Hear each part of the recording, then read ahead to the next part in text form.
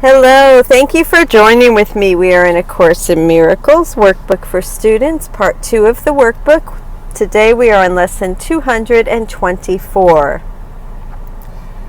God is my Father and He loves His Son. My true identity is so secure, so lofty, sinless, glorious, and great, wholly beneficent, and free of guilt, that heaven looks to it to give it light.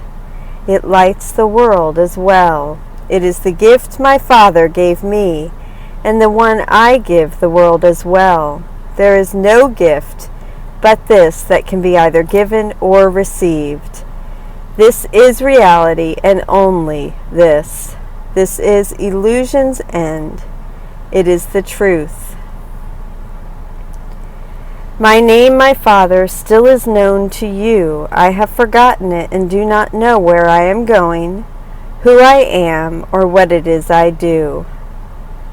Remind me, Father, now, for I am weary of the world I see. Reveal what you would have me see instead. And I will go ahead and read the commentary on this lesson before we move to the meditation. God is my Father and He loves His Son.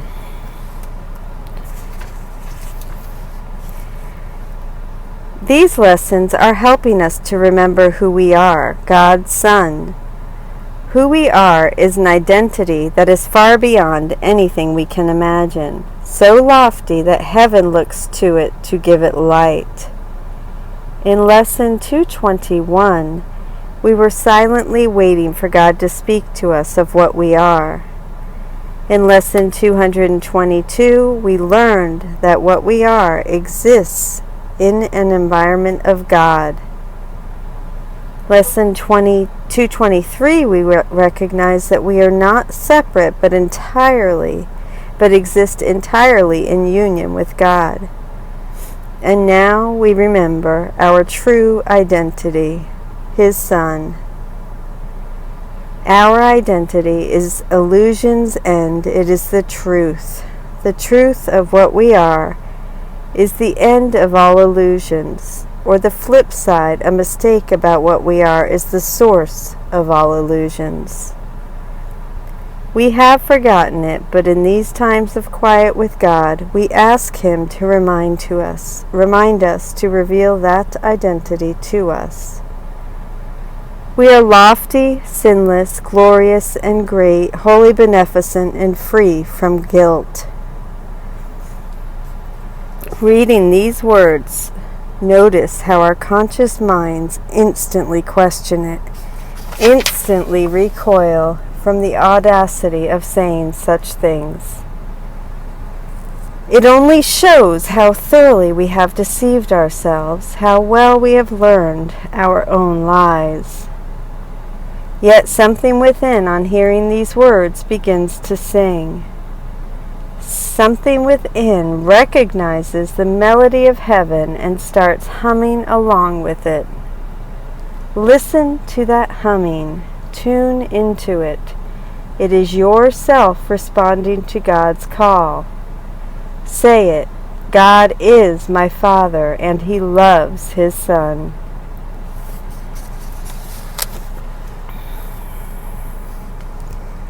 This will be the meditation for Lesson 224.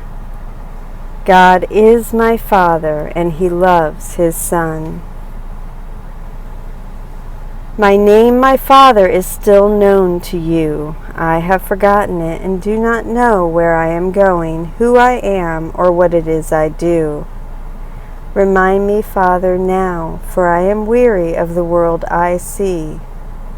Reveal what you would have me see instead.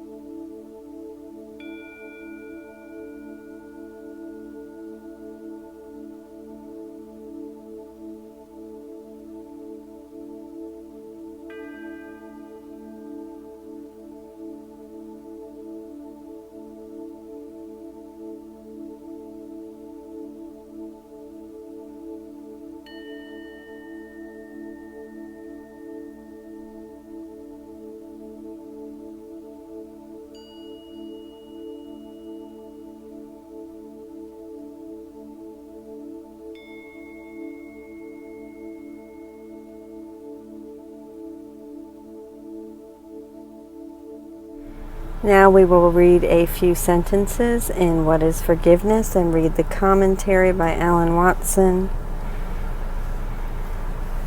We are on paragraph 2, sentence 3 and 4.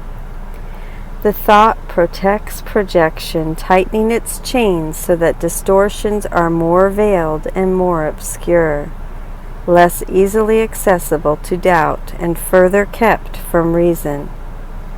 What can come between a fixed projection and the aim that it has chosen as its needed goal?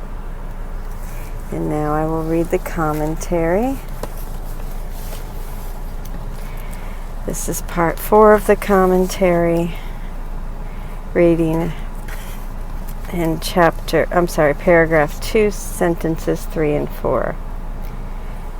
The unforgiving thought protects projection. Our minds, tormented with their own guilt, have projected the blame for our condition outside of ourselves. We have found a scapegoat, as Adam did with Eve. The woman gave me the fruit to eat. It was her fault. And so we cling to our unforgiveness. We want to find blame in the other because to forgive, to let it go, would be to open the closet door that hides our guilt. The more we cling to unforgiveness, the more we blind ourselves. The more solid our illusory projections seem to be until we think it could be impossible to see in any other way. The distortions we impose on reality become more veiled and more obscure. Our self-deceptions become harder and harder to see through, less easily accessible to doubt.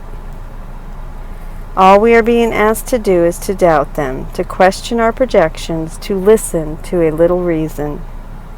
Unforgiveness blocks the way to this and tightens our own chains. We see guilt in others because we want to see it there, and we want to see it there because it keeps us from seeing guilt in our own minds. Yet, seeing the guilt in ourselves is the only way we can have it healed. If we deny we are wounded, we will not seek the remedy. If we deny our own guilt and project it onto others, we will not bring ourselves into the healing presence within, which is the only place it can be undone. If our mind is closed, if we are not willing to doubt our version of things, we are shutting the door to our own healing. Only in opening our mind, in loosening our determined grasp on finding others to be wrong, in allowing that there must be a better way, can we find our own release. Thank you so much for joining with me in Lesson 224 and What is Forgiveness? God is my Father and He loves His Son. He loves you. He loves me. We are one. I love you.